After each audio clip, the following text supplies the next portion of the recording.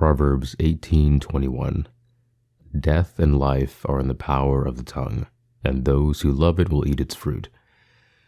This is a relatively common ideology throughout Christianity, I feel like. I've heard it quite a bit over the years, the fact that the tongue, or what we say, speaks life or death. Not saying that we can say a word to a person and they'll drop dead right there, but in a deeper sense, our words can build relationships as much as they can destroy them. They can discourage as much as they can encourage. They can spur love as much as they can spur hatred. There is a lot of power behind the words we choose to project, and the verse says that those who love it will eat its fruit. And the power of the tongue is spread out throughout Proverbs, talking about how the mouth of the righteous is a fountain of life, but the mouth of the wicked conceals violence, which is chapter 10, verse 11, and other good examples of how pleasant words are sweet to the soul and healing to the bones, and how the heart of the wise instructs his mouth, which is in chapter 16.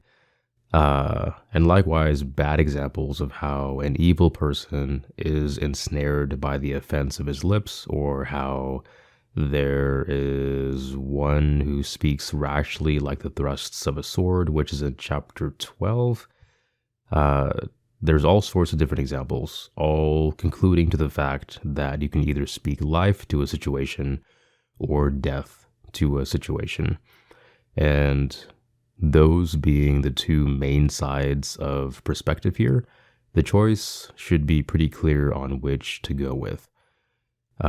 Though there will be times where it would be much easier to choose the former, to speak death, but we need to be careful with that, because in Isaiah 54, verse 17, it says, "No weapon that is formed against you will succeed, and you will condemn every tongue that accuses you in judgment. This is the heritage of these servants of the Lord, and their vindication is from me, declares the Lord."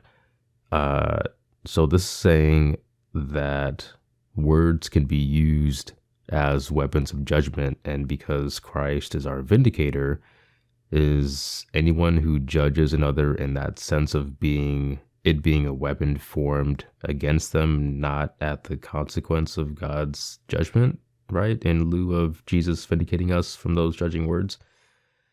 Not to sound dramatic, and we are supposed to be holding each other accountable. That is, if one of us falls off the path of righteousness, then to gently guide each other back onto it, which it says in Galatians 1. And that was the last one that I did this past Monday. But this is talking about judgment against us, like Christ's body, for who we are in Christ. That kind of judgment and those kinds of words against us will not prosper, right, is what Isaiah 54:17 is saying.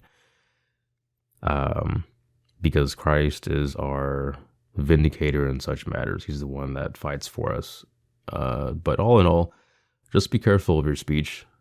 I'd much rather be speaking life than death.